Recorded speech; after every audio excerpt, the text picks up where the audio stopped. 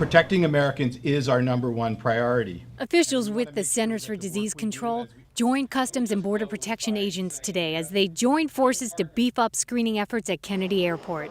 The goal, they say, is to have more eyes on the lookout to ensure Ebola does not land in the U.S. Our officers are trained and have been trained for many years in illness recognition by the CDC. The new protocol includes taking the temperatures of passengers arriving from West Africa. Even if passengers aren't showing symptoms, they'll be required to fill out a questionnaire to rule out the risk of possible exposure. We can expect to see that some of these patients will need to be evaluated and possibly not be able to continue immediately on their course.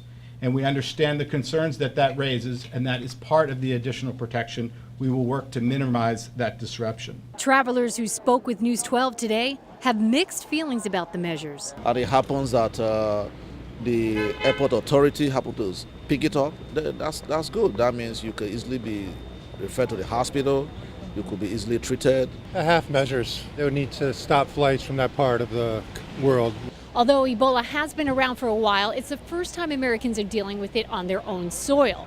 Officials, including those from the CBP and CDC, tried to calm fears today, saying they've dealt with outbreaks of diseases in the past that have been knocking on America's front doors. These two organizations of highly trained, highly skilled, very professional, very dedicated people have worked hard through a number of public health issues. SARS, H1N1, MERS, etc. And they have always upheld that tradition of protecting the American public. Amy McGorry, News 12, Long Island.